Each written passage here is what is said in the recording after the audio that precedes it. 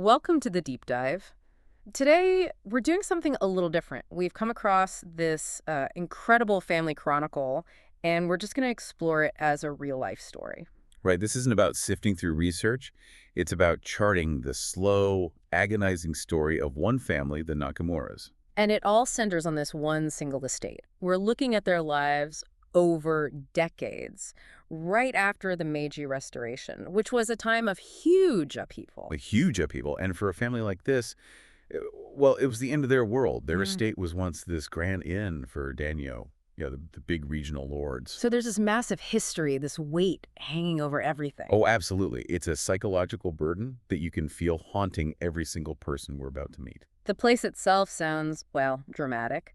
There's a gourd-shaped pond, these beautiful pines, a couple of summer houses, the Stork's Nest Inn, and the Pure Heart Pavilion. Picturesque, right? Yeah. And the Chronicle says it was highly contrived, meaning it was built to be perfect. But yeah, even at the beginning, it's already described as having an air of desolation. That's key. The sadness wasn't something that happened to the house. It feels like it was already there, baked in. Like a relic of a lost time. Exactly. And the physical decay we see later, it just mirrors what's happening to the Nakamura men themselves. So let's start with that first generation we see.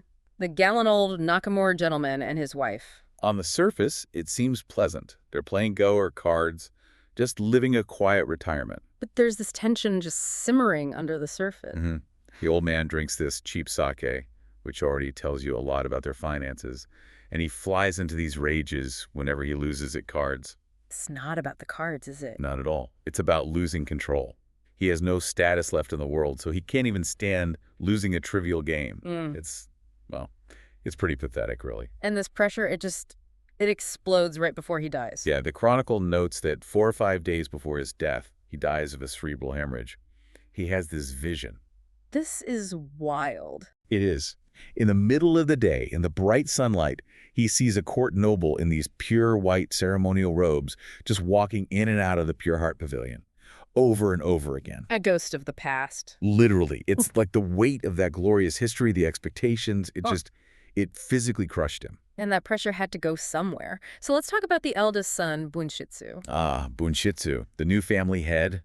He's defined by his violent temper. It's like a weapon he uses on everyone. His wife, his brothers, even his own father when he was alive. A totally toxic environment. But here's a fascinating thing, the real contradiction with this man. Go on. He had this other side, this intellectual side.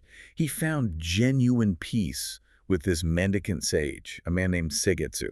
So he could be calm, but only with an outsider. Exactly. Someone totally removed from the family name and all its burdens. We even have proof of their relationship, these linked verses they wrote. Like the one about the cuckoo? Yes, Seigetsu writes, "The mountain cuckoo, in the lingering fragrance of flowers." And Bunshitsu responds, "Now and again the glimmering cascade." So he could see beauty. He had it in him. He did, but he could only access it outside of his responsibilities. Within the family, he was just rage. Which explains why the other brothers wanted nothing to do with him. They voted with their feet. The second son was already living a wild life, and the youngest worked 15 miles away. They had a silent pact to just stay away. The foundation was already cracked. And after the old man dies, things just start to fall apart faster. The garden itself starts to decay, the pond gets clogged, dead trees are everywhere, the place is literally rotting. Then the second son delivers this huge public blow to the family's honor. The biggest one yet. He elopes with the waitress, but not before taking money from his adoptive family's business. He just cuts himself off completely. And right after that, Bunshitsu's wife gives birth prematurely to their son, Rinichi. It's just one tragedy after another. It is. And this chaos sets the stage for what I'd call the utilitarian intervention. Bunshitsu needs money, so he rents out part of the estate. To a school headmaster. Right, a man who's all about these new, modern, practical ideas. He looks at this beautiful, decaying garden, and all he sees is wasted space. He wants to make it useful. He persuades Bunshitsu to plant fruit trees, peaches, plums, apricots, right there among the old ornamental pines. For profit. For profit. His comment says it all. Splendid for flower viewing as well. 2 birds with 1 stone. It's the death of the garden's soul. And the Chronicle is really clear about this. It says this just adds man-made desolation to the natural decay. It's a failed attempt to monetize the past. And it feels like the land itself rejects it. A fire sweeps the mountain behind the house and the stream. It just dries up. The lifeblood of the garden is gone. And that's when Bunshitsu gets sick. Consumption. Tuberculosis. Yeah. And his temper just gets worse and worse. Until that final ugly moment with his youngest brother. During New Year's calls, of all times, they have this huge argument. And Bunshitsu he throws a hand warmer at him. A hand warmer. Such a small, pathetic gesture to end a relationship. And that's it. The youngest brother leaves and never sees him alive again. A year later, Bunshitsu is on his deathbed. And his final words are so telling. Incredibly. He doesn't ask for his family. He just says how the frogs are singing. Where's Shigetsu? He's reaching for that one moment of peace he ever had. That's all that mattered in the end. The rage, the family, the failure. It was all just noise. He died longing for that quiet connection. The collapse just keeps going after he's gone. It accelerates. The youngest son moves back in with his bride, bringing these modern, flashy things that just clash with the ruin. Then Bunshitsu's widow dies. Just fades away, like the extinguished wick of an oil lamp. And the day after her funeral, the Stork's Nest Inn, one of the main buildings, just collapses under the snow. The family is being erased. The buildings are being erased. All falling down. And right into this scene of utter ruin, the prodigal son returns. The second son. 10 years after he ran off. And he's a wreck. He has some malignant disease. He's come home to die. But the family's reaction is nothing. Total emotional exhaustion. The youngest brother is busy with his new business schemes, silk farming, very industrial, and he just sees his brother's return as an event of no interest. No anger, no lectures about honor. They're too tired to care.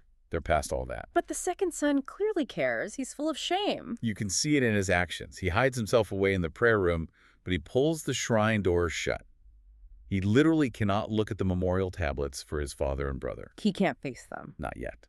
But then, this tiny flicker of connection happens. The only person who visits him is the little orphan boy, Renichi. His nephew. And he connects with the boy through art. He draws him pictures of ships, of mountains. He writes out old songs.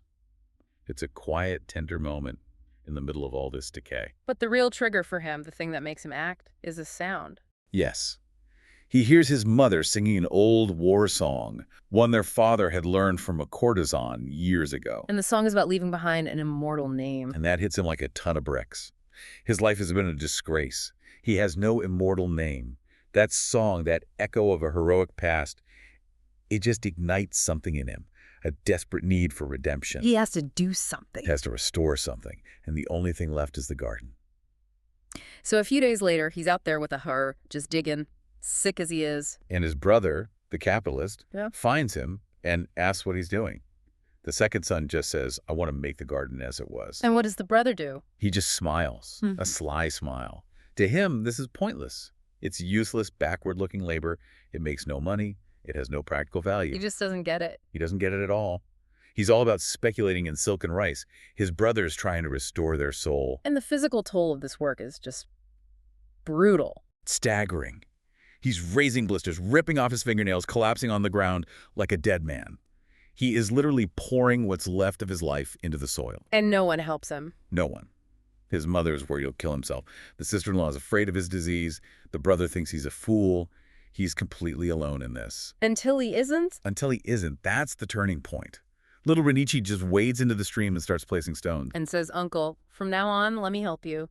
And the Chronicle notes this is the first time the second son has smiled in a long, long time. That's the first real bond we've seen in this whole story that isn't built on duty or rage. It's built on shared work. And as they work, the uncle tells the boy stories. About the sea, about Tokyo, about the railroad. He's passing on a world, a memory. But it's still a struggle. The man's mind is failing with his body. He gets confused. He'll plant a tree and then try to chop it down. And Renichi has to gently correct him. You just got through planting this tree. It's a battle on every front. But they finish it. As fall arrives, the work is done. It is. The garden emerges dimly. It's not what it was, not elegant, but it is a garden. The pond is clear again. The goal is achieved. And then what? He immediately takes to his bed and dies late that fall. His mother blames the work. Of course. Yeah. But his final words are maybe the most profound in the entire chronicle. He says the work had been its own reward. Wow. He says that 10 years of hardship had taught him renunciation, and renunciation had saved him. He found his salvation in that work, in giving up. I think so. It was his peace. And after he dies, his brother looks at his face and says, "Look." It's as if he was smiling. And the shrine doors. The wife notices, "Oh, and today the shrine doors are open." He could finally face them. He had restored a piece of their legacy. He'd made his peace. He didn't need to hide anymore. So what happens to Renichi, the boy who helped him? He's left bewildered, sitting alone in the Pure Heart Pavilion. But here's the final brutal twist. There's more. Less than 10 years later, that whole garden, the one his uncle died to restore, the whole house, it's all bulldozed. Yeah. Gone. A railroad station and a little restaurant are built right on top of it. The entire physical history is just erased. The youngest son's businesses failed. He disappeared to Osaka. It's all gone. Utterly gone. As if they were never there. But not quite. The legacy survives in one place, in Renichi. Where is he now? He's in Tokyo, studying to be a painter. He's surrounded by modernity. A Western art school. The smell of paints. As far from that decaying garden as you can get. Exactly. And yet, the Chronicle says that when he picks up his brush, the memory of that lonely old man, his uncle, is still with him. He hears his voice. A whispered promise. "When you were a boy, you helped me in my work. Now let me help you in yours." So the legacy wasn't in the land at all. It was in the memory. Which leaves you with this incredible question.